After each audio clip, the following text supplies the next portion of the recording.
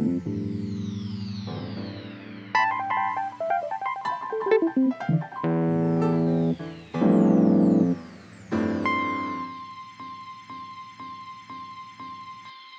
understand exactly what you're saying because I don't know if I sound bitchy. I have to go through this all the time. I know I sound snotty. I also have like a weird nasal. Yeah, I mean for me it's allergies, and if you have a septum, I do not sound like Kansans. It's funny when I'm around. They're like, "You've been snotty since you were fucking born." I'm like, I'm sorry, I was. I'm also a fag, so that's different. You're like, it's my way of coping with being gay in a right-wing society. Apparently, or like quasi-Christian. Okay, so I'm recording now. What I do is, I love the. See, the trains are nearby. Yeah, the trains go by. My old studio in Kansas City, the train literally went next to the building. Oh, cool! Like 7 or 8 times a day. You could tell time just by the train going. It was amazing. Oh. Okay, so Liz Miller-Kovacs. Is that your professional name? Yes, Miller-Kovacs. Liz Miller-Kovacs. Oh, okay. So the website does need some updating because it says Liz Miller, right? Or does it say my website address is lizmiller.net, but there's another artist based somewhere in the Midwest who does kind of decorative paper cutting art and installations, and she's Liz Miller. She's the Liz Miller that everyone knows, and I don't want to be confused because no offense or anything, but my work is completely different. So. Well, do you know the other Peter Max? No. The pop artist? Oh, the pop artist, yes, I do. Yeah. He sued me. I had to win while I was in school, I was being sued over my name in school. It was hilarious. That said, let's start the show first. So, this is how I normally like to start the show. I have a theme song. So I like the guests to sing along with me, but if you feel embarrassed, you don't have to. But it's okay. It's good practice. I have stage fright, so I suffer good. Performance anxiety. And if I know the song. No, I can sing it first, and then we can do it together. Or you can do it on your own, however you feel strong. I prefer to sing backup. Awesome. I prefer to sing. That's fine. Everyone's done it different. Okay. All right. So it goes like this. I forget it sometimes. Hold on. I forget if tequila's good for clearing the vocal cords or not. It's very cleansing. Okay. The theme song goes like this. Time Waster Radio. Radio for those who refuse to listen. All right. You want me to do it one more time? Okay. Time Waster Radio. Radio for those who refuse to listen. Is that it? Yeah, that's it. Okay, well, we have Liz Miller-Kovacs. Kovacs? Kovacs. Kovacs. Kovacs. Hungarian. I'm terrible at pronunciation. I'm half Hungarian.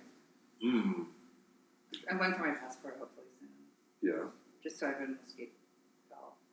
Oh, so you're I think I was going to say entitled to, but you are. That would be the right word, actually.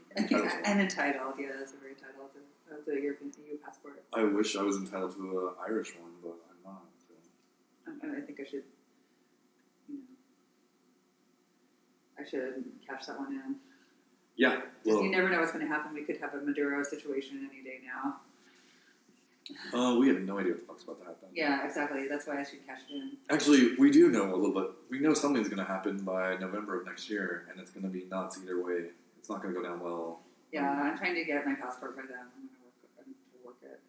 Okay. So we're in your studio. We are. In Los Angeles. In Chinatown. And how are you feeling? I'm feeling pretty good. I love this studio. I don't know how much time I'm going to have here because they're going to demolish this building maybe sometime next summer. Do they have plans on what they're going to rebuild or a hotel? Oh, lovely. Yeah, but who knows when it's going to happen? It'll be a hotel for artists, of course. I hope so. I hope they keep my rent the same. I mean, we could use an upgrade. At least the shower should work. Yeah. Or the stairs, it's kind of you're risking your life walking up the stairs. I found them charming, but I saw that. I did see that. I don't feel like they're structurally sound by any means. Yeah. Do they chip away a bit? Yeah, there's loose pieces and it's rusty. Oh, and by the way, my studio, it's called the Club Dynasty because There's a carving in the door that goes to the elevator shaft, which is also unsafe and unfit for That use. door literally opens to the elevator shaft? Well, no, there's a hallway and there's an elevator. Okay. But we're not allowed to use the elevator because it's unsafe. But this used to be called, my studio's called the Club Dynasty because there used to be a nightclub here called the Club Dynasty that was closed down in the mid-'80s for illegal activity. Okay. And I can't, That means prostitution? and or gambling, Okay. and or who knows, it could be human trial, it could be who knows what else. I mean, I couldn't find any more information on it. But in this room. Yeah. Oh, this room is particularly. Yeah, in this, you can see it's carved into the door back there if you have a look behind the Okay. backdrop. And so that's why I made a stencil of it and made the sticker for my. Ah, that's the stencil of the. Yeah, it's like a relief, bas relief. So We'll take a picture. there used to be a porno theater downstairs, which is now the nonprofit art space called Human Resources. Okay. So there might have been a brothel up here. I don't know. I'm not sure. Let's hope so. I know. I mean, I hope people had fun at least. It's good energy. I mean, hopefully. I mean, I say that lightly. Hopefully, people were getting relief, and it was in a positive, engaging format. I hope so, but I feel like I think at the shady past of this space is, hopefully, I feel like it fuels my creative energy. Yeah, that wall was that cut? That door was cut into the wall. I didn't cut it; it was there when I got here. Yeah. But the previous residents used to shoot BBs at the wall, so we found BBs everywhere, and some of them were embedded in the walls. Do you know what they were doing? Were they just living, or? They were living, yeah. They were living, apparently artists, but I don't know. Yeah, living artists shooting BB guns. Never heard of that. Mm-hmm. I have a terrible BB gun story, but I'm not going to go to it. All right, so what kind of? Well, let's maybe introduce the kind of work that you're doing to people who don't know you and/or your website. I am an interdisciplinary artist. Most of my work is performance-based, but some of it's also more materials-based, where I interact with the materials, and I end up with sculptures and installations as well. But a lot of video, live performance, performance-based photography, and conceptual photography and installation. And so a lot of documentation of the performances that become static.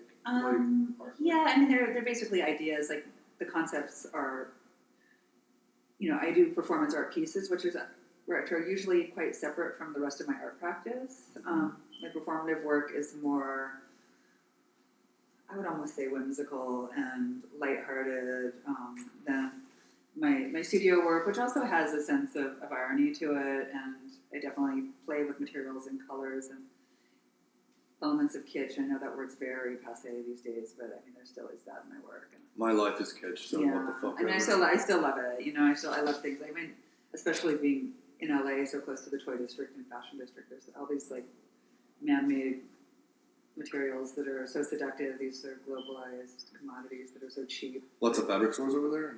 Oh yeah, fun for all these crazy lots of LED lights, hologram sequins. All this stuff. It's Well, you're gonna love Athens. You're gonna love it. You gotta go to Athens, Greece. The tappier the better. So I kind of indulge in it. And, it's LA.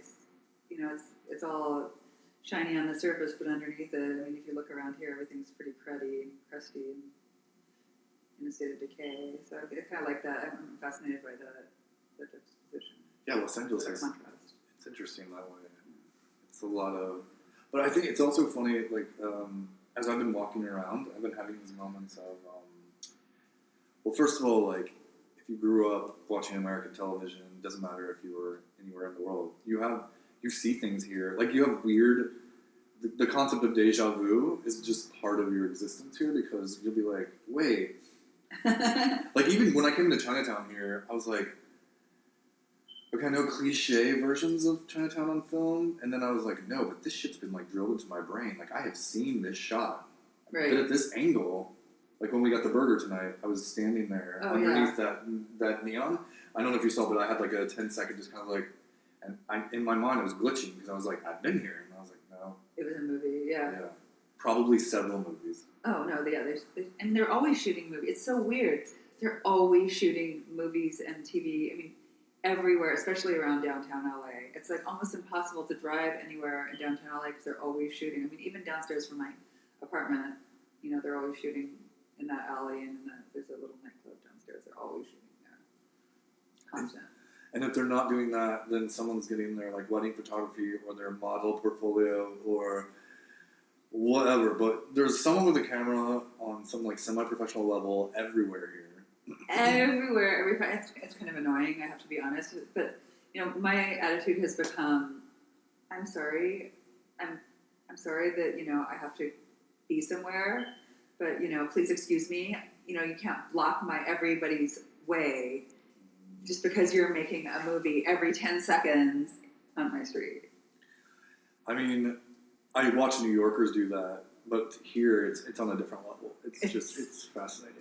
It's overwhelming. Like what takes precedence, reality or, you know, all these images they're producing? I was walking the other night past the Paramount Studios, which is pretty close to where I was staying, and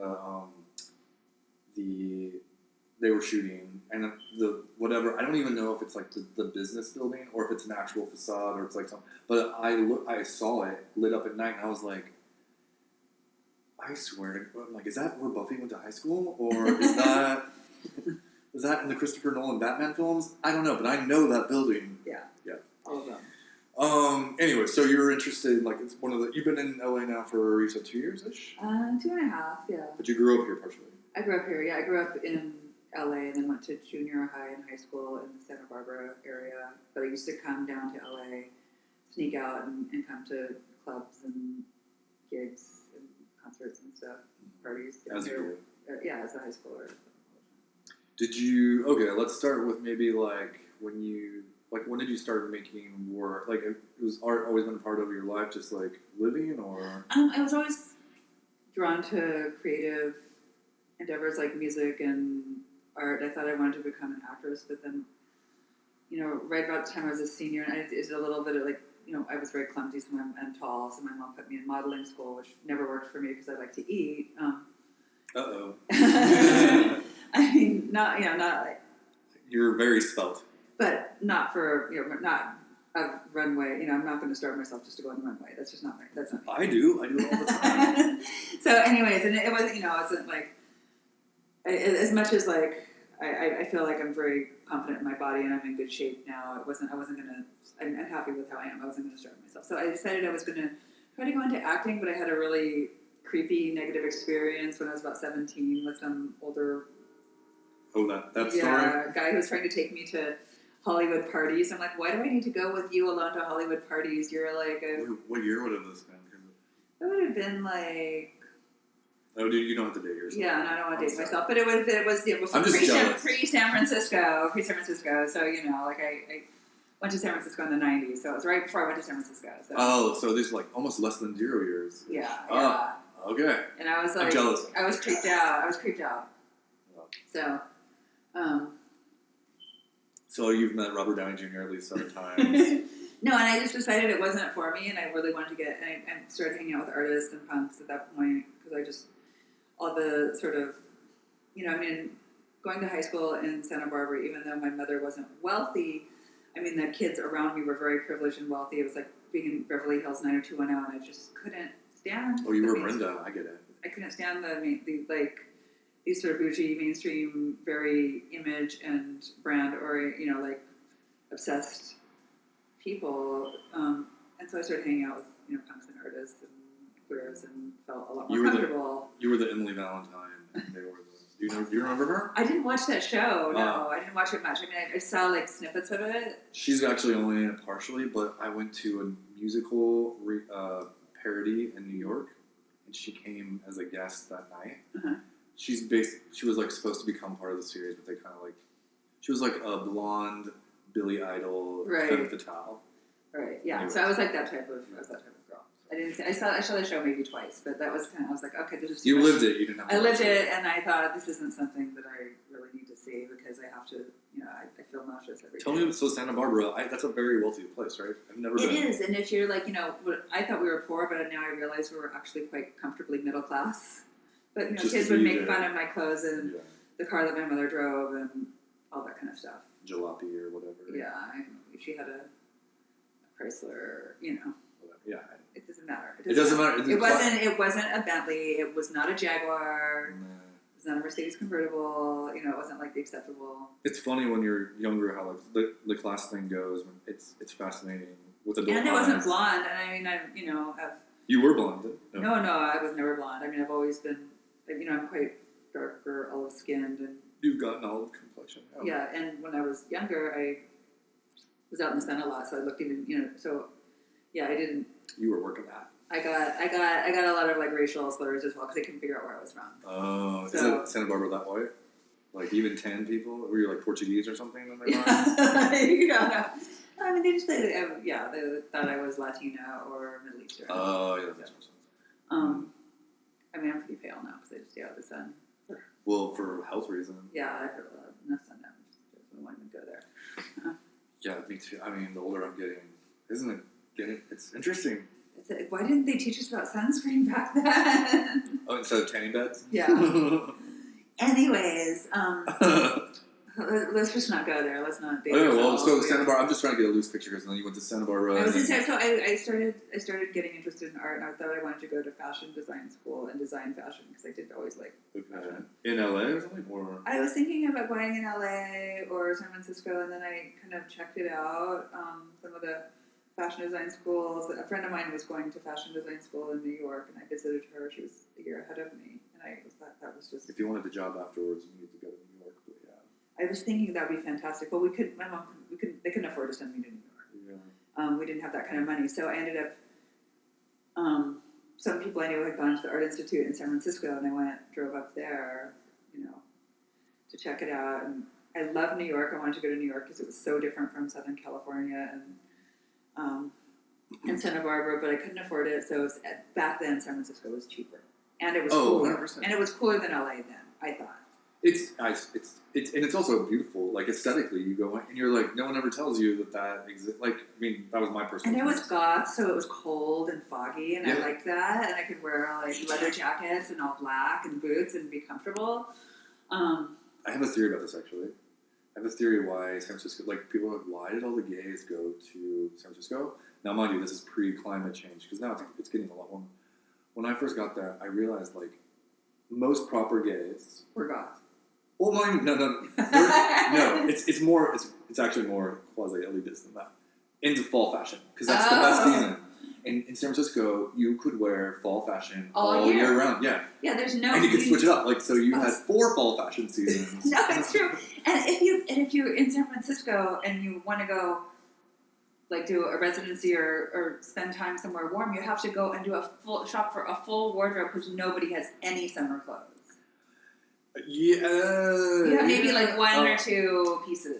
That's true. Well, it's changed it quite a bit, but yeah, you know what you're saying. It's also fun to watch the tourists come in, especially the Germans and the French. And their who haven't done t-shirts. their research. Yeah. Like California. I'm sorry. It still makes me laugh every time. Like when a French person is asking me for directions on Market Street, and they're like shivering to death, wearing American flip-flops for whatever reason. Like not French flip-flops. They come in because they want to look American, and they're like on Market Street, and they don't know how to use the mass transportation system, and they did not bring the proper clothes. They didn't bring a jacket. Kills me every time.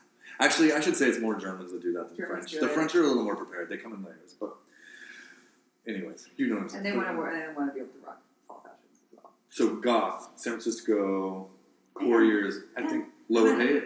Yeah, I lived in Lower Haight. Yeah. I smelled it. I smelled that. So I lived, and then the Mission, and I moved to the Mission. So, That's how it worked. Yeah. but Were you there for the first stop? The Yes. first boom. Okay. I was there for the first boom. So I watched that change, and I really liked, I liked San Francisco because it was a lot like New York. It was close enough that I could see my mom. I could drive down and see my mom 5 hours away. And that's a beautiful fucking drive, by the way. It's a beautiful drive, and she, I could still feel like I was in a real city that was a lot. It was very different from where I came from. California's still huge though too. It's a different state. It's a different stage, a different mentality. Yeah. I liked that, it was walkable, that there were people from all backgrounds, all walks of life, all sexual orientations, of which I'm part of most of them. But maybe that's TMI. That's good to know. No, I mean, I'm just kind of like an all-rounder, like anything goes type of person. But I also like, it's very international there, whereas LA is it's felt, especially back then, but still to some degree, it was quite segregated. Like, it's like if you were of a certain, background, or or if you're gay, you stayed in a particular neighborhood, and I didn't like that. Like, I liked San Francisco. I mean, sure, there was like, you could go up to You got your Pacific Heights or whatever, but I mean, over hoods, but like there was a lot more. I think getting high on hallucinogens and walking through Pacific Heights is one of the greatest pastimes of anyone who has accessibility in that city. Unfortunately, it's harder and harder, but there's those neighborhoods are crazy. But the fact that you can walk through them and not get harassed, which is different than a lot of cities. Like, I don't know LA that well, but I can already tell sometimes when I'm walking in places, you can feel people watching you in the neighborhood. Right. I never felt that way in San Francisco. No. I mean, unless you're walking right by a project. In fact, now maybe not, but back then when I first moved there, if you were walking right by the projects, you might have a little bit of issue. But like, you'd have to be like literally walking. And even then, I don't think like the city. This is the thing. I don't want to pontificate too much, but the thing about San Francisco that I miss the most is that when I first moved there, and I feel like it's still there. San Francisco changes people. They don't realize that the city has changed, but people go there now really cocky, and they don't realize the city's actually changing them. When I go back now, I see it happening. It's kind of funny. They're like, I wasn't really into whatever this, and now suddenly they're like, people have gone from like tech to crystals in like seconds, and then or whatever. Right. But when I got there, one of the reasons I love the city is that even though it's always been a very rich town, very, very, very wealthy town. Like, it's always been that way. But there used to be people intermixed, or there was a want and need for people to engage. People engage with each other. Now that's changing, and that's what people are talking about when it's different. Yeah, it seems like there was very much of like people engaging with each other in a sense of community there. Yeah, and people from all different socioeconomic backgrounds, like intermixing, and I liked that about San Francisco. And it wasn't forced. It was just that's what you did. You just said hi and you talked to people. And I liked the Art Institute. I liked the school there. Yeah. I mean, what years were you at the Art Institute again? Sorry. I was there pretty much not throughout most of the 90s, but I finished in 2000. Okay. You dabbled in and out of there, and then. Yeah, I finished my MFA. I did undergrad and grad school there. I went to Thailand in between for a couple of years. Okay, and it was new genres the whole time? No, I was in painting, and then I went to Australia for like 2 years. I was living in a squat in Sydney, and then in like the punk and art scene there, and then came back to San Francisco for like a hot minute, and then was thinking to go to grad school, and then went off to Thailand. Ended up staying up there a lot longer than I expected, and then came back to SFAI and did my master's. So I started my master's for like a semester, went to Thailand, and then came back and did a whole master's. And so you did painting, a lot of painting. When I first got out of high school, when I first started, I did a lot of painting, but all through my master's, I was doing new genres. And you're not painting now? I don't. I got immune system issues from the paint I was using. Oh, I got really, really sick. Yeah, well, like acrylic or oil? Oil and enamels. Yeah. So. Oh wow. So yeah, I stopped painting. I must say, I don't want to toot my own horn, but I really was a good painter. Yeah. Like a very skilled painter and talented painter, but. Do you miss it then? I miss the instant credibility you get for being a good painter. Mm-hmm. There's like a certain respect to the art. I mean, and it's kind of widespread respect when people see a painting people. That's of a certain quality. Yeah. And even if people don't know anything about art, if they see something that's. Yeah, I know what you're talking about. I mean, I don't make that kind of work, but I know what you're talking about. Yeah, and. That's all. I mean, I would just say if you had that skill level and then you had to give it up, that's pretty. And I also, I like making 4-dimensional work, which is time-based and 3-dimensional. I like the challenges of it. You do a lot of installation work now. I do a lot of installation work. I try to do a lot of installation work since I've moved to LA. I haven't had a solo show here, but I do. When I have a show, I make sure that I do a lot of video work and performance and photography, and include sculpture, installation. I I was in Berlin, I did some installation work. I mean, you can see it around my studio that I Yeah. definitely. And when I was in Mexico last year, that's not true. So in Mexico, I did sculptural installation and video show in Mexico City last year. This year, early this year. What are you working on now? What's happening? What's the next project? Is there... I'm talking to a couple of curators here about putting together. They now that I did, so I did this night here, just to backtrack. Called, it was here downstairs at Human Resources, which is a pretty well-respected space locally, and I also did it in Honolulu early in the year in January. So I put together a night of performance, a video called Bitch Slap. Okay. And it was wildly successful at Human Resources and had a great turnout. And so now they want to do it again, and they're talking. And there's talks. I can't really disclose the other.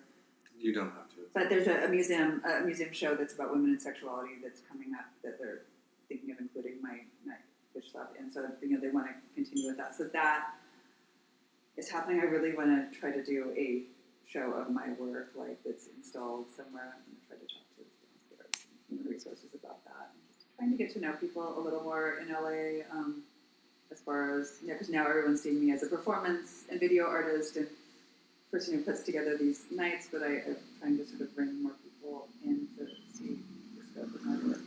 That's only one question. Yeah. Well, it's always, It's always like that. Yeah. If you do multiple kinds of things, I mean, wherever I can get the funding and the support and get my foot in the door, that's fine, Yeah. And it's great. I mean, it's Human Resources did well. They want me back, and one of the museums is thinking of including me in their programming. That's great. I'll take it.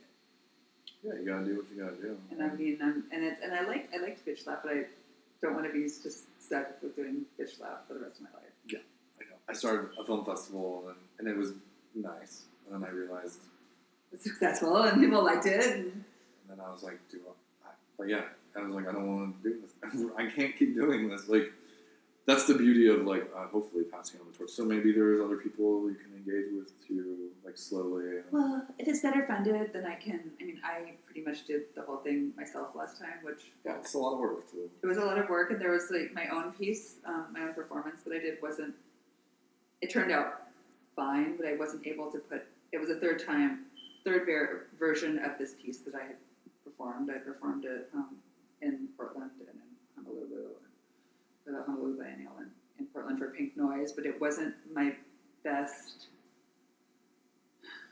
version of the piece, only because I felt like when I did my rehearsal, my walkthrough, and my setup, there were a couple things I neglected because I was being pulled in 5 other directions, with the other artists that were setting up their stages and people setting up AV, and I just need to delegate, have more funds to delegate. If I'm going to do it again, and that's going to be my, that's going to be my point. Like, I'll do it again, but you guys have to fund me and find me a producer, a good producer, and project manager, and a good project manager.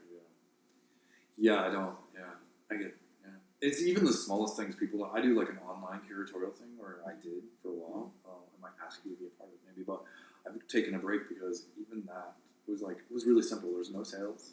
It's just one work, and even that sometimes. I mean, I don't want to get into an artist thing, but it's herding cats sometimes, and it's even the most easygoing people, shit goes wrong, or there's always something, and they need a soundboard, and then when you're trying to do work on top of that, you're just I did a lot of deep breaths.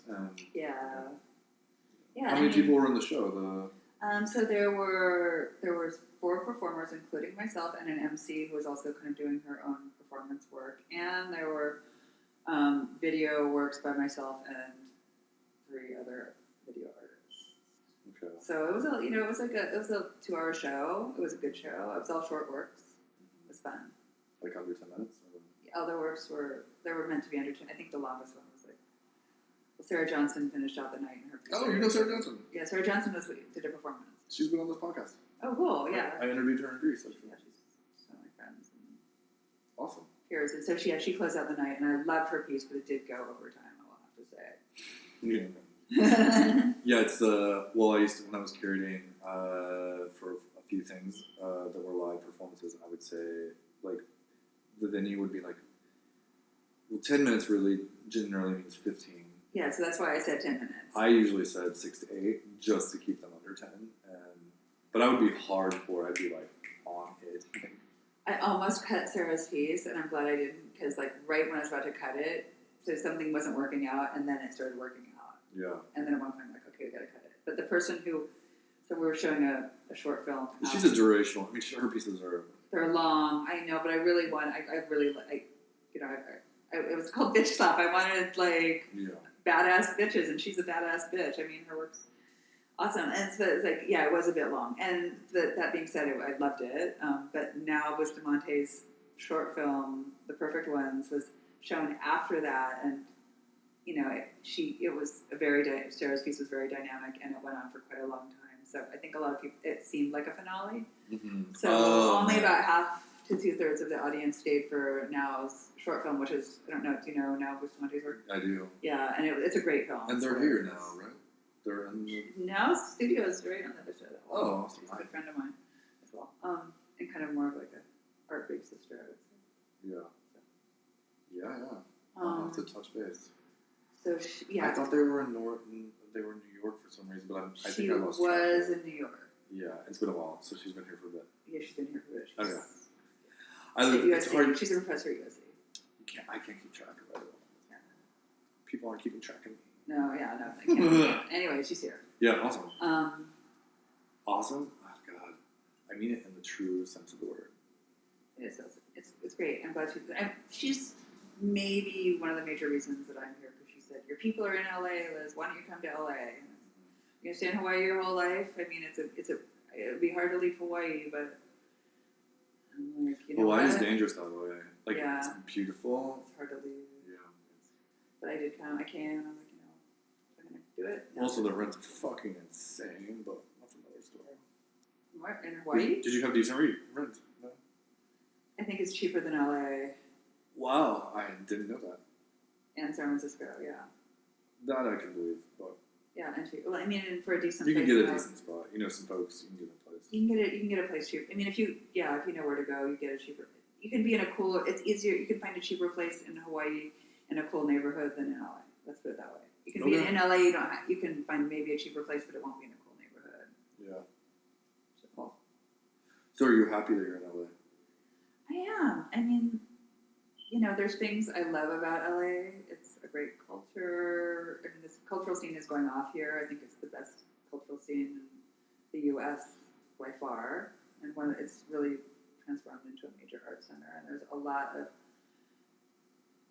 things to react against here, to respond to. You know, as far as the entertainment industry and all the incredible materialism and superficiality. And also so much mass production and a lot of political issues that I don't even want to go into, but you can really feel it here. So that's great. I mean, the only thing I don't like about LA, as I told you, is I don't like the air. It's so polluted. I swear to you, every morning that I've got, it's a little nuts that I wake up and I have to cough the last time I was doing that was when I was like chain smoking in Europe. I know people that move to LA and they have to quit smoking because it's like you're smoking. You're smoking like quadruple. Yeah.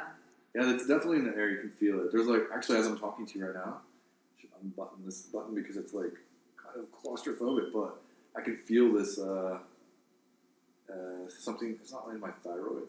I'm terrible with my body, but like. Oh, like your glands. Yeah, they're like your lymph just glands. slightly swollen, just like slightly. your tonsils or your adenoids or something. So wait, you said you had your appendix out, right? Yeah, I've had my appendix out. Me 2 too. years That ago. happened here. Yes. Yeah. Oh yeah, that was combined with what you thought, or you do. I was just been so sick ever since I got here. Like my immune system was freaking out moving here from Hawaii, and just being in the more toxic environment. And I thought I had a stomach flu because the food wasn't agreeing with me here either, which was strange because I grew up on I can eat spicy food. But it's just a lot heavier than the stuff I was eating in Hawaii overall. And maybe it's just the water, something in the water, or I don't know what it was, but I was having stomach issues all the time. And then one day I thought I had just a really bad stomach flu, and it didn't go away. Oh, yeah. Oh. So I could barely walk. You're not walk. a big drinker, right? I'm not a big drinker. Yeah, okay. And so after about 36 hours ago, and I couldn't even really drink water. You know, it was like I could barely stand up. You were vomiting, no? I wasn't vomiting. I just felt like this. Yeah, I felt just really sick. And A persistent pain. Yeah, and I didn't know what it was. I thought it was some kind of food poisoning. I felt nauseous, and I couldn't eat, and I felt like I couldn't keep anything down. It was just. So finally, I hobbled over to my local urgent care on Monday morning because it still wasn't improved. And they said, well, you know, usually people who get appendicitis I didn't have a fever. So usually people with appendicitis have a fever. Mm-hmm. And usually they're 20-something or in their teens. They're under 30. Okay. I guess I was 18, but I had just gotten jumped by like a group of 20 people, severely beaten. And I thought I had alcohol poisoning because I was drinking vodka to like numb my body. But anyway, I didn't know. So I thought I had. Yeah, I was like, I just hobbled over there because I was like, I can't even drink water. I feel so weak. I want to go. I just wanted them to actually give me some hydration fluids. Mm-hmm, yeah. And they're like, you know, you have 4 out of 6 symptoms of appendicitis, and we won't let you leave here unless you promise to go to the urgent care. And I was just like, no, I don't want to go to the urgent. I mean, I ended to the emergency ER. I was like, okay, what ER? You know, after being in San Francisco and having to go to SF General and deal, you know, like I didn't want to deal with anything like that. I do have insurance. Now called Zuckerberg something. Yeah. Sorry. Plug for the fascist book. Anyway, so I was like, okay, what's the nearest ER that's not going to be super ghetto, and you know where I can get in and out of there? Because I'll go for good measure, but I know I'm not going to be stuck there. I just want to, you know, like get it checked out just to be sure.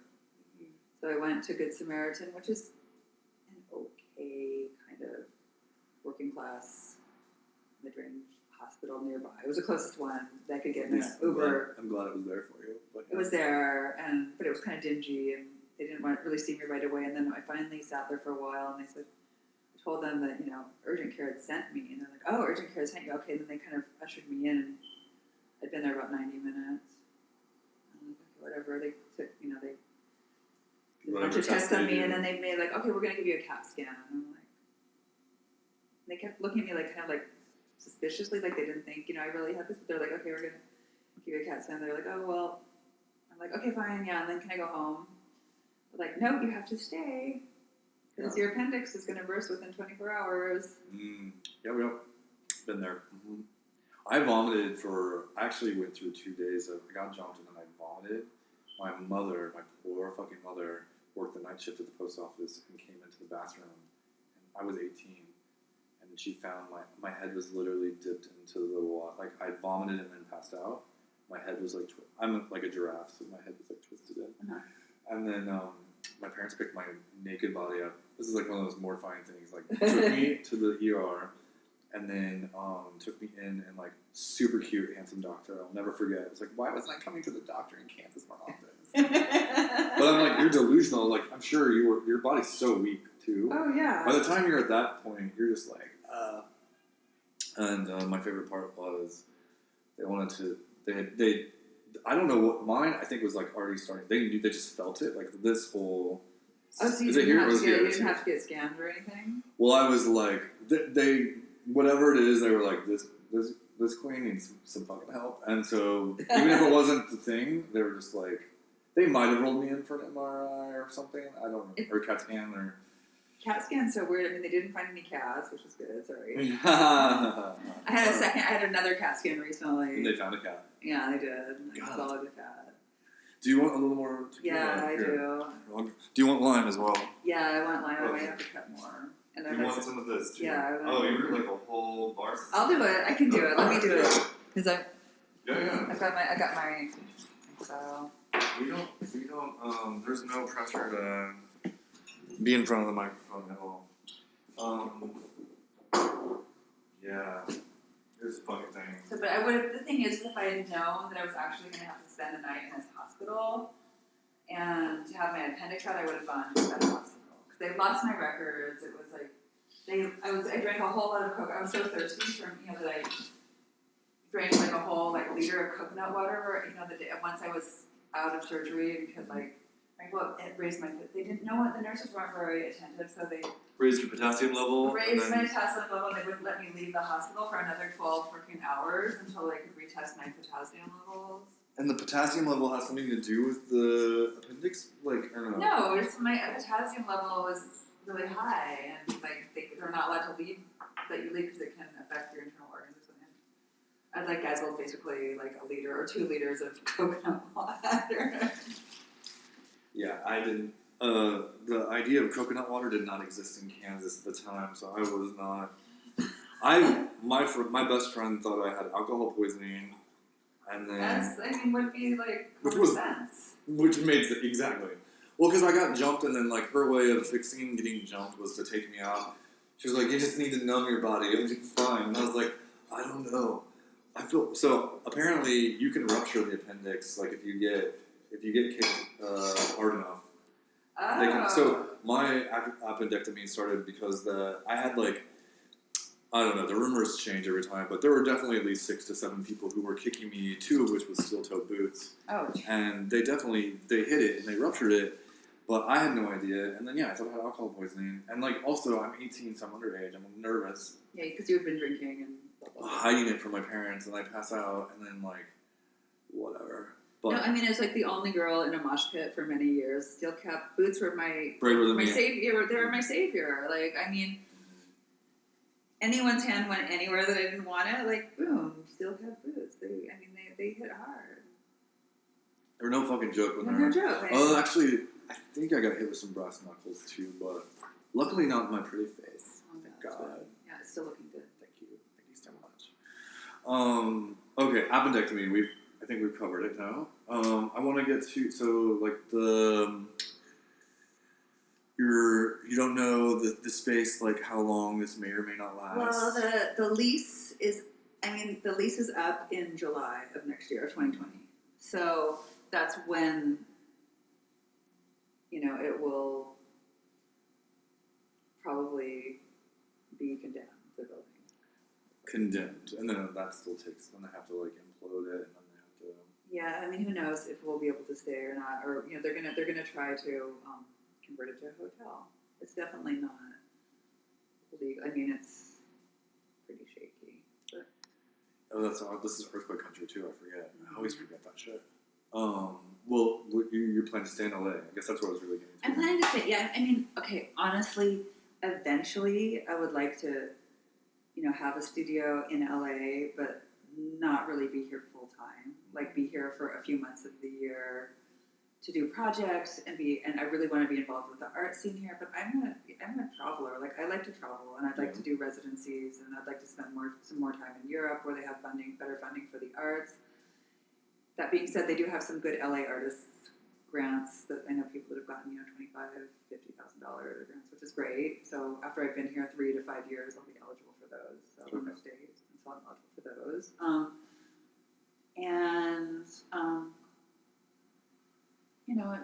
I feel like my work fits in here because a lot of my work is a response to this, fucked up globalized society, the media. So when you say you want to travel, just whatever happens. Yeah, I want to spend more time. I would like to, have a studio in Europe. I also want to spend more time in Hawaii as well. Like, I like making work there. It's healthy. You sound like me, and I understand completely. There's like sometimes you gotta pick 1 or 2 places because it's rough. But yeah.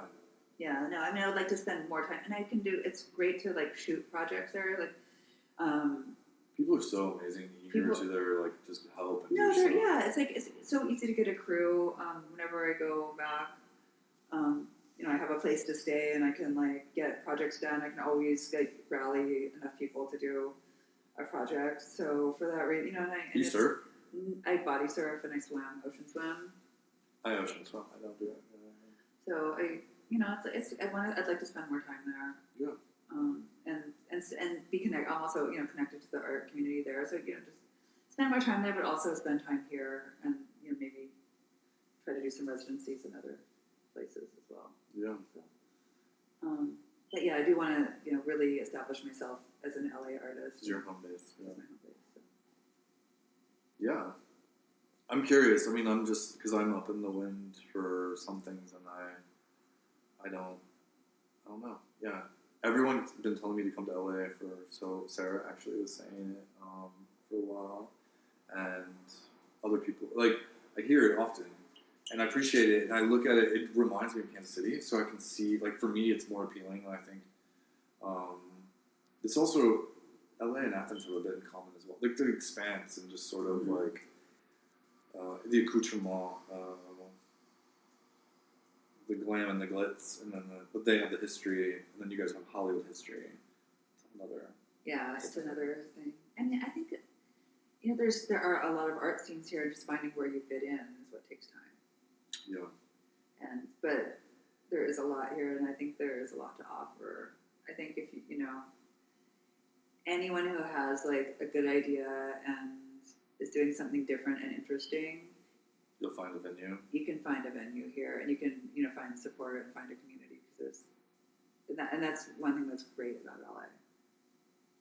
Yeah. That's good to hear. I love positivity because I'm living in San Francisco. I heard so much negativity about LA. Well, I mean, it's changed a lot, especially since a lot of artists from San Francisco and New York have moved here. Yeah. But I also, when I was in San Francisco, a lot of the people who hated LA were generally from LA. Yeah. It took me years to figure that out. Yeah, I hated it because I was from there too, and now I'm back because Okay. it's changed a lot. Yeah. I mean, the West Side is the way LA used to be. So if you go like Hollywood, west of Hollywood, it's a lot like LA has always been, but the East Side, from East Hollywood to Boyle Heights to Highland Park, through downtown, it's in the industrial area, like that little circle, which is maybe 6 miles long and maybe like 6 by 6 miles. It's like about the size. It's a little smaller than San Francisco. 6 by 6. Yeah, 6 by 6. I would say more masculineness. It's like that little trajectory. There's a lot of cool stuff going on. So if you can just stay in that trajectory, you don't have to deal with like if you can find work and not have to commute, then you can be a lot happier here. I just talked to a friend who was like trying to convince me to move to Highland Park, and I don't think I've ever been, so maybe I'll pop over there. I might go to a show there tomorrow night. Maybe I'll join you. I might go check out Moon Duo. Have you heard of Moon Duo?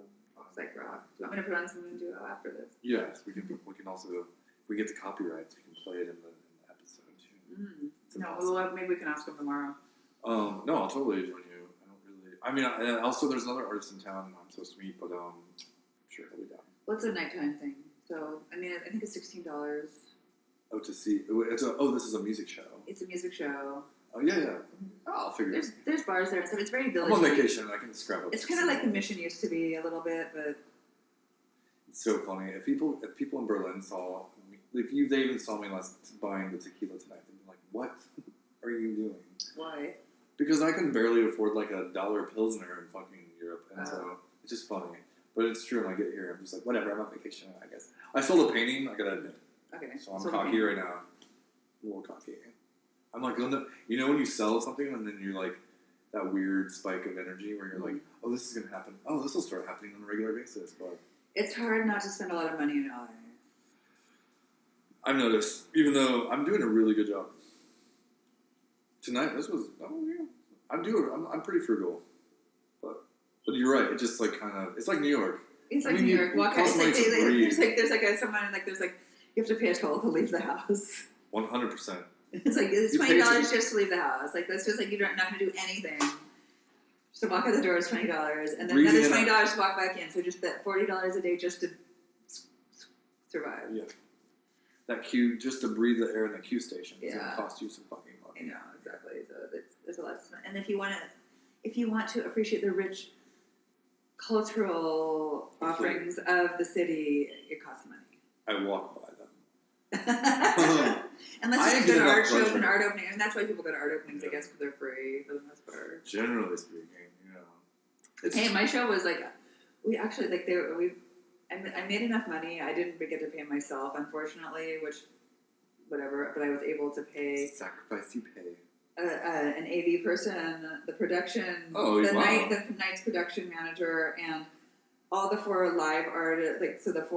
We had the 3 other performers and the MC who also performed them all each $100 out of the money I made off the door, and the little stipend they gave me $175. So we made we made I know what Made over $400 on the door, and plus, yeah, that was pretty decent. To pretty much break even on the night, except for my own work. Those moments feel great though when you can pay the other. It's like no one doesn't want to not make people feel like their work deserves it, but you get so used. I mean, I don't know. Maybe this is a California thing too. Get so used to not being paid. Oh my god, it's like I got paid $40 to perform. oh, you're talking with some arts. Oh yeah, of course. They haven't even. I love them, by the way. I love them too. We're like. But my studio mate got paid more, and I want to know why he got paid more. He got paid more? Yes, because he was a featured artist. Oh, that. Now I'm upset too. Because I thought I was one of the featured artists too. Also, there was everyone loved my piece. I don't know. Like your piece to go. There was only 40 of us, but yeah. I was also in there like my drawings were whatever. I can't complain, but my check still hasn't come. So I'm in today. I got mine. It's funny that you said that because today I was like, hey, I really don't, but girl needs to get paid. I know, and I love some arts, and I was actually told that was what I was going to get. I know that my studio mate could be a prima donna and a hard ass and probably ask for more. Bumped up. Yeah. I was like, I'm going to come all the way up to San Francisco. You better pay me $80. Yeah, I think you got it might have been $100. I'm glad you aired that out. Also, just because, yeah, you know what? Maybe when my check comes, I'll be like, excuse me. No, I should have said something, but I think Joseph already said we could give you. I should. Well, also, so I was one of the first folks. Actually, that's when so Justin Hoover is how I met you. And Justin Hoover is fantastic, and great artist and great curator and supporter of the art. Yes, I agree. That was Greek for yes. No. That means yes. The point I wanted to get to with concern to him is that I was one of the first recipients of like some arts while he was still the main curator there. He was there, yeah. Of the community grant, where I was one of the first folks to get it. But the thing I just have to say, because I do have a bone to pick, and I very rarely tell him this, but I have mentioned it. But they bumped that grant up like by massive amounts, and like I love that show, and it was really helpful, and it got me a lot of other things. And I'm not only that sounds really egotistical, it got me other. It was a great fucking show. It was a launching pad. I was launched before that. Okay. But it was great to like just be. I love that community, and I love a lot of those people like so much. So I don't want to sound like a snarky something or other. Or a prima donna. I am a prima donna. Okay. But without one of the first complaints that me and my partner for that project made was that like the money just wasn't enough to do what we like pulled off, and the next year they like doubled it. It was one of those moments where I'm like, I sacrificed my. And it's actually one of the reasons I got partially evicted. It led to the events that got me bullied out of San Francisco. I have never told them that, but I basically moved my entire apartment, which was like my entire art collection and work, into the space. I made like this 200-foot installation piece. It's such a cool space. Yeah, but so then I moved out of my. Just imagine if you move out of your apartment during the like height of Airbnb. Oh god. So I was like sleeping on my hardwood floor. My landlord thought that I was like pulling some sort of like. Anyways, it was like one strike, and then when I got to court, they were like, "Why on the month of September something did you move every single item out of your apartment and then not bring it back for another 45 days?" And I was like, "It's an art fucking piece." Did you have documentation of the art piece? I did, yeah. I proved that part, but then they accused me of being a drug dealer, which I wasn't. I had a roommate who I think was maybe packing weed into candles. I don't know, but I wasn't part of it. I mean, who cares? It's medicine. Well, it's rent money for landlords. So, wait. Perform. When are you performing next? What's happening? What's your schedule? What is besides my right schedule? now? What is my schedule? Taking any gig I can get till the end of the year. But no, I actually have a really busy December. I'm doing a fair amount. I'm going to be doing traveling. And That sounds like a Counting Crows lyric. Long December. December. I'm going to be doing some shooting. I'm shooting a couple of projects here in the studio and in Hawaii for some of my new series. So I'm doing a new video. It's going to be kind of like an installation piece, and then I'm also doing a photo series of the kind of blending my corpse/body into landscape. So it's gonna, like, I feel like since we're going through this extinction process or possible extinction, hypothetical extinction process in environmental apocalypse, that I'm sort of doing work that's kind of like is going to say like, well, what's it going to look like, after humans are gone, and like sort of we're just going to become part of the, like the dinosaurs. So it's kind of it's lyrical and pretty work for me, anyways. But just kind of trying to deal with how we can. I feel like we're so removed from nature, especially since after coming to LA, after being in Hawaii for so long, where you feel more. That is an interesting juxtaposition to do that. Yeah. So I really felt that, and so I'm making work about that. You miss the water on a daily basis. I miss the water. I miss the trees. I miss the air. I miss mangoes. I miss the birds. There are things I miss, but I see here. It's like I'm like, we're not supposed to be living in this, but this is where I need to be because I'm an artist and my work is about this. So it's like I need to live that duality, and eventually I hope to. Yeah. More, but I'm going to go back for 2 weeks and shoot some work, and I'm going to. I have a free place to stay and ticket to Art Basel, Miami, so I'm going to go to that next month and check it out.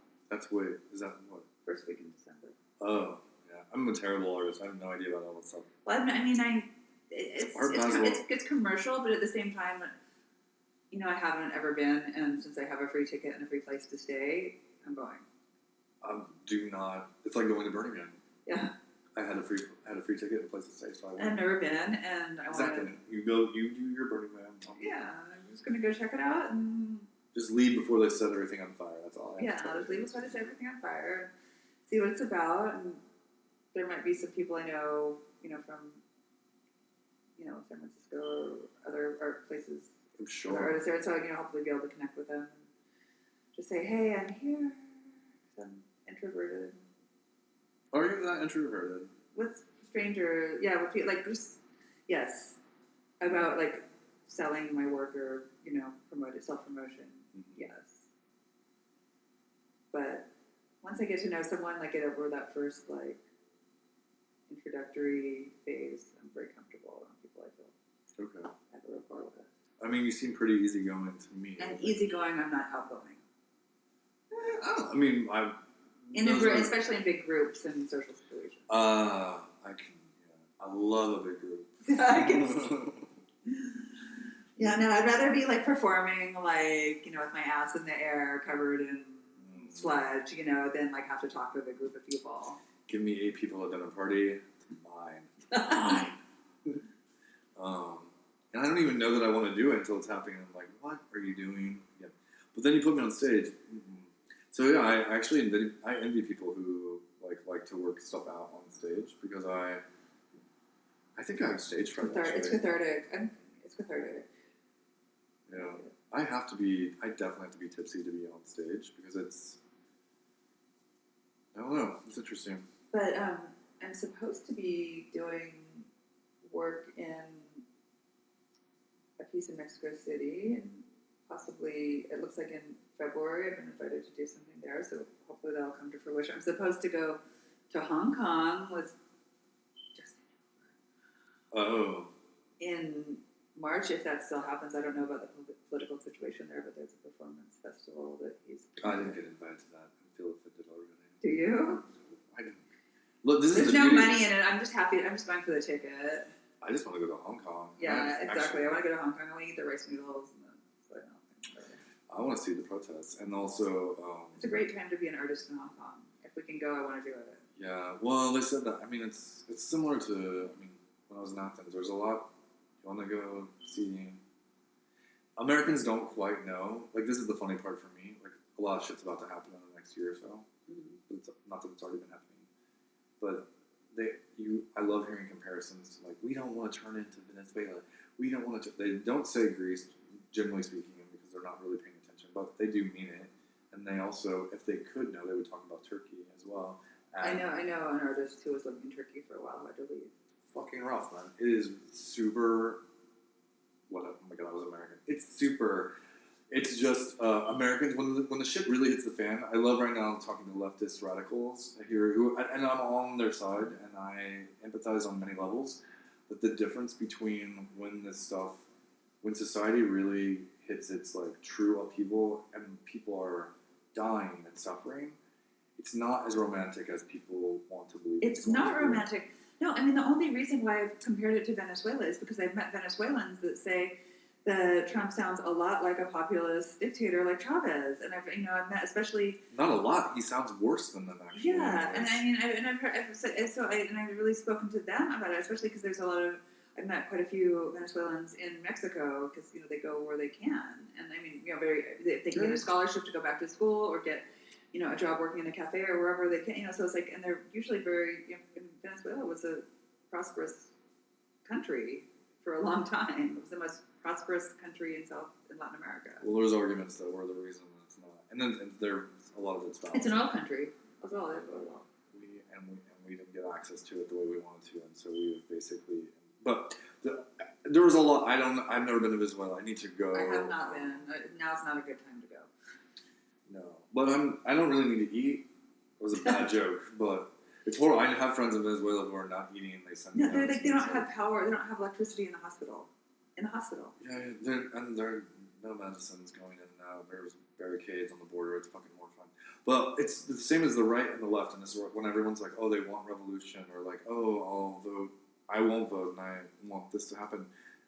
I sometimes think that, yes, for the greater good, we need to. I'm sorry, we're going to this. But for the greater good, I understand the idea of revolution.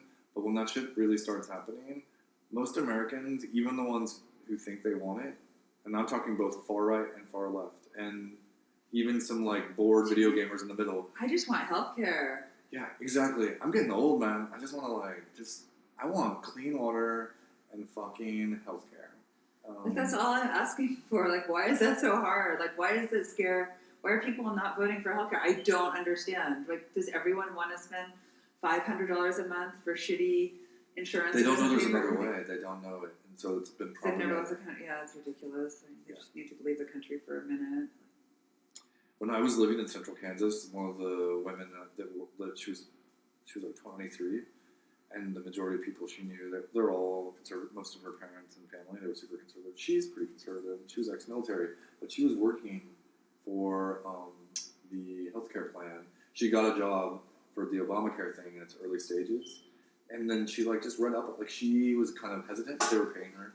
Then she read into it, and then she was looking at all. I watched her in a bar one night, just rip into everyone because they were all talking shit and making racist comments and just they didn't know what the fuck they were talking about. I was listening just quietly, and she was like, "You guys are fucking so stupid. You need a new kidney. You need this.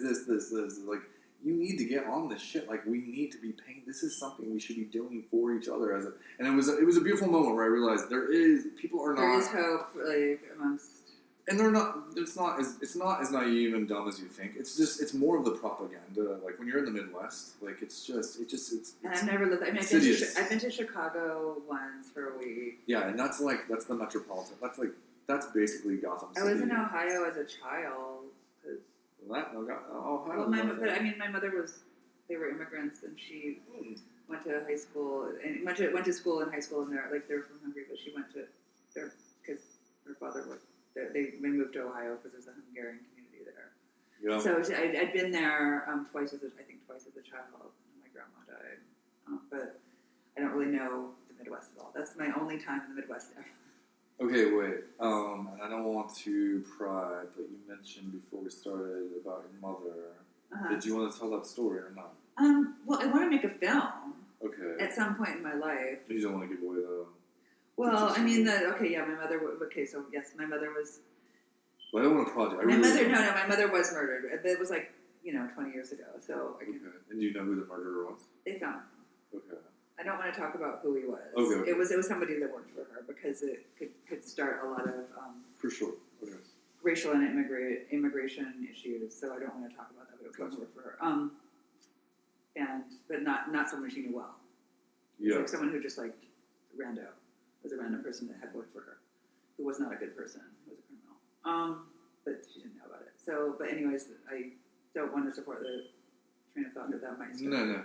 No. Just to let you know, and not to Right. dip in this, but the wildfire that started or killed or destroyed my house and all of my art.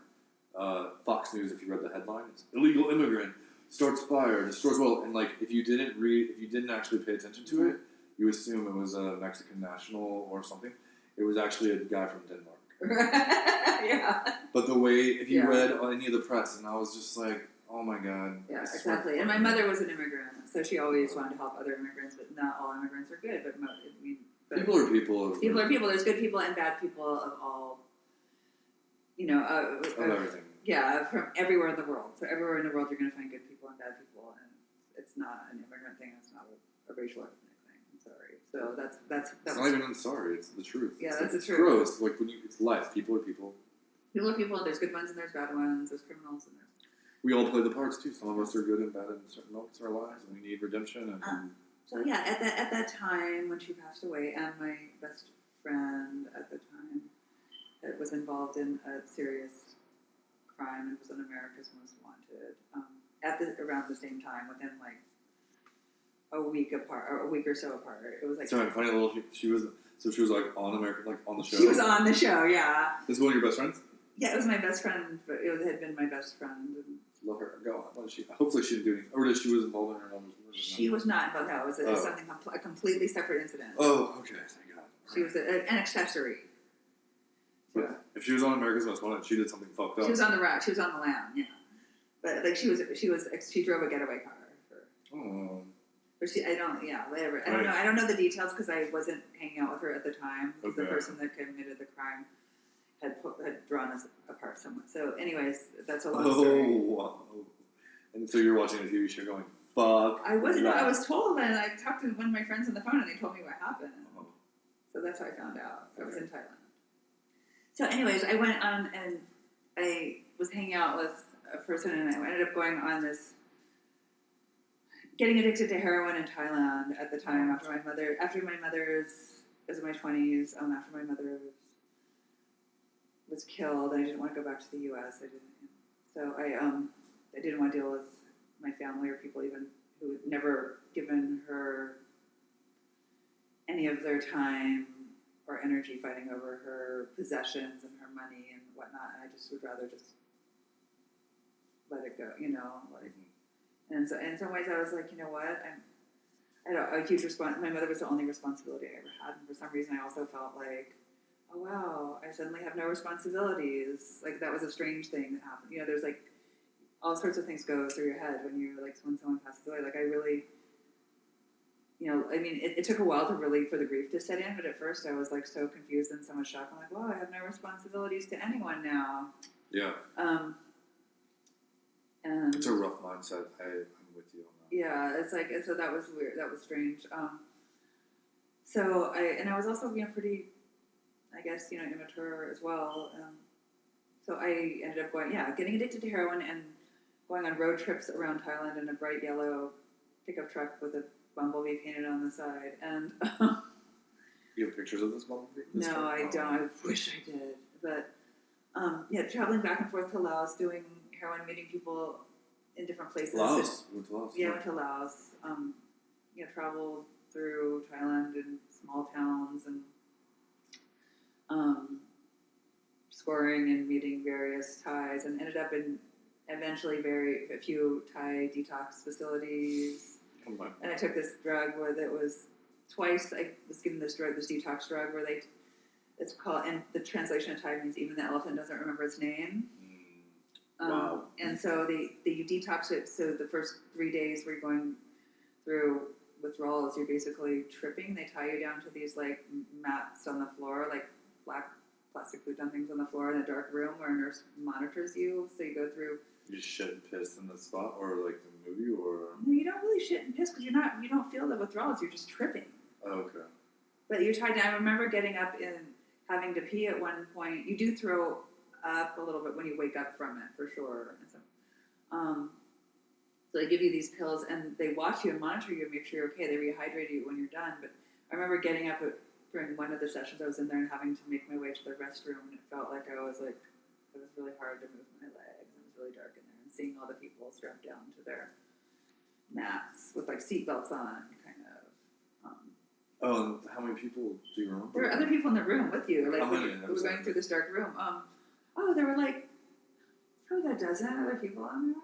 And then once you wake up from it after about 3 days, then they put you on hydration, and the doctor checks you, and then they feed you. You have to stay for 10 days in this detox facility, and they put you in these saunas. It costs, it's a private facility, so it's a lot of money or was at that time for Thailand. It was about $500 to go for me, so it wasn't, for us, that's not that bad for detox. 10-day detox. Yeah, I'm gonna go to Thailand and detox. It sounds. I'm half joking. It was fun, yeah. And then you watch TV and hang out. And they bring you food, and you can also order junk food to be delivered. Because whenever you,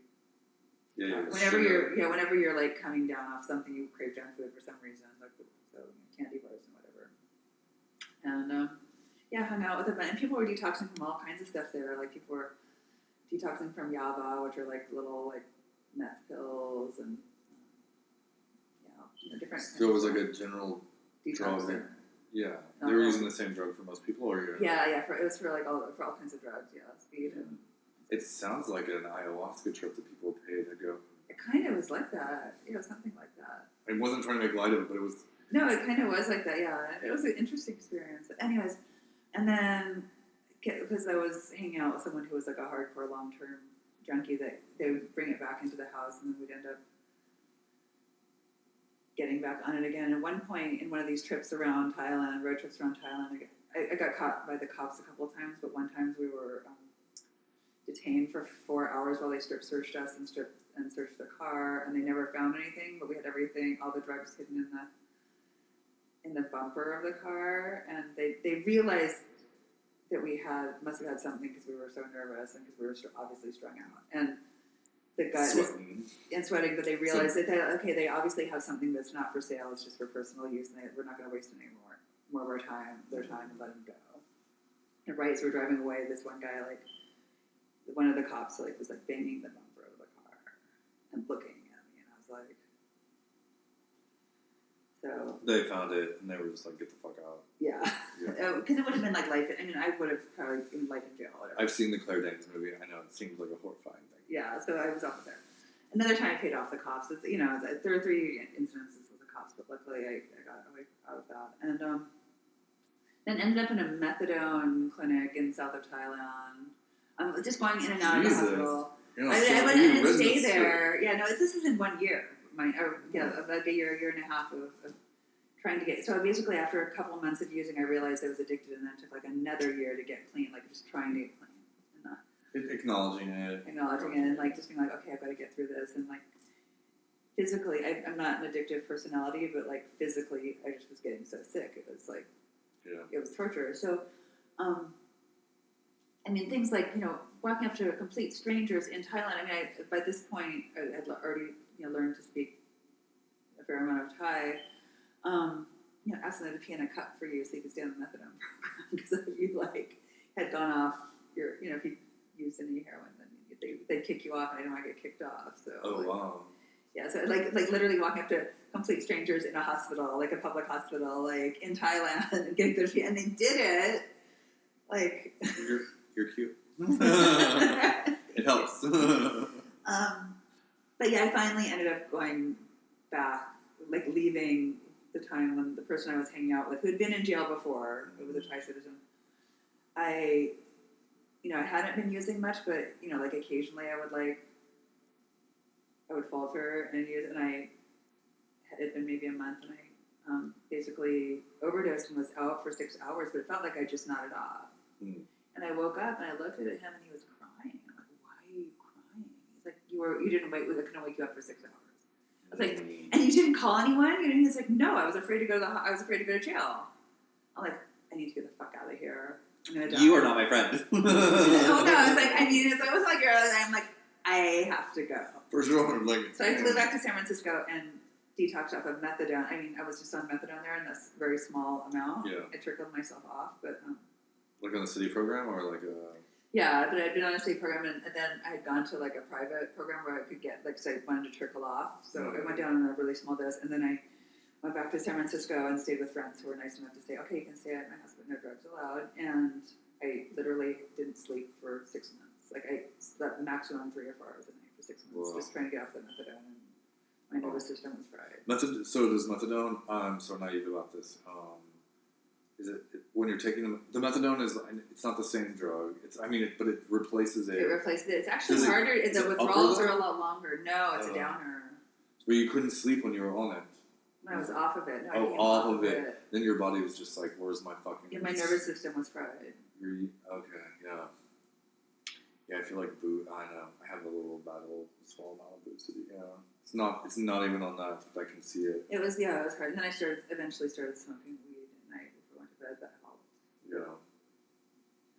But so, it was basically, a couple of years later, I ended up quitting smoking cigarettes. And it was... Oh, you were smoking while you were doing of course you were, of course. Yeah, and you smoke a lot, especially when you're quitting. But cigarettes are insane. They're for me. Like, I quit the first time, and I never picked him up again because it was nothing compared to quitting heroin and methadone. They're horrible. I mean, yeah, I was only on them for like a year, and then I got off for like 3 months, and I went back on for another 4 or 5 months. And I know, I can't even imagine what it's like for other people, because like, it was like it was an insane struggle for me. The first 11 days were really hard off the cigarettes, but it was nothing compared to the torture of heroin. Yeah, I mean, I gained some weight. I gained like 8 or 9 pounds. But I don't think sometimes people don't understand how addictive nicotine really is. It is. It's really addictive, and I know I have friends that can't quit because they turn into unlivable monsters if they try to quit. Yeah. And that's actually one of the reasons that I started. I was like, I gotta get off of this, because when I do like titrate, I turn into like, I never had mood swings like that before. Like I yelled at someone like I did customer service my entire life. There was nothing. I respect every moment. Like, people have shitty fucking lives. You get shitty fucking jobs. We do this thing. Coming off of cigarettes, I turned into some sort of monster. Like, people get really horrible. They go psycho. Oh, one small detail I forgot about my trip around Thailand before I ended up going, almost dying and being out for 6 hours, passed out for 6 hours.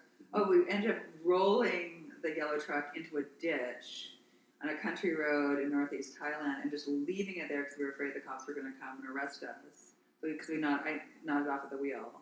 I nodded off the wheel and rolled it into a ditch and came out unharmed. And the local tow truck came and some farmer saw it, and I was like, hey, do you guys, I asked the tow truck, you want this car? Just take it. And just gave them the car because I didn't want to deal with the police. Yeah. That's some Kansas shit right there. Is that something they would do? Okay, That's totally what you would do. You rolled the car and you were like drunk. You were like, fine, take it. I don't care. Just strip the plates. Do whatever you need to do. Yeah, that's what happened to that truck. Just FYI, that was like... You didn't get a picture of it. That's too bad. We can paint a picture of it. It was a great truck. Good job. It was a Toyota pickup truck. Was it? Oh, yeah. With a little, camper shell thing on it. Mine was a B-2200 that had, a flatbed cover. Mm-hmm. The guy who owned it before me had, bass speakers. Nice. So that it would, boom. And then it had hydraulic wheels that I had no idea how to use.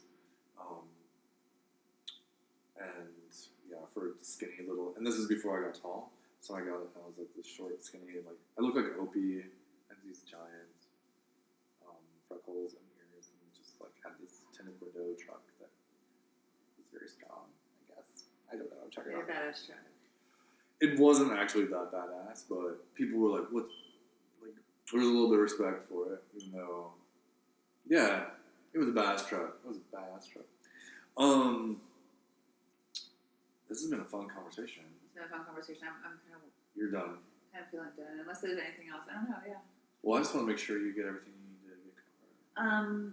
My website, art.liz-miller.net. It's been that URL since before I moved to LA, so they had to add Kovacs so people wouldn't confuse me with the other Liz Miller. So that's my website. It needs to be updated. It's slightly outdated. Yeah, check out my work. So we're dealing with a Los Angeles-based performance and materials-based artist. rock and roll. Yeah. Badass bitch. And we just met tonight. We just met. Cheers. It was a lovely night. Oh, can we do one more thing? Yes. Sorry. Can we sing the theme song on the way out? Yeah, we can. Yeah? Remember it? Do you remember No, not really. it? Are you sure? Do you want to try it without me once? No, I don't remember Okay. it. Time Waster Radio. Radio for those who refuse to listen. All right. Right. 1, 2, 3. Time Waster Radio. Radio for those who refuse to listen. Thank you so much. It was a lovely night. It really was. Lovely night, thank you. All right. Bye, LA.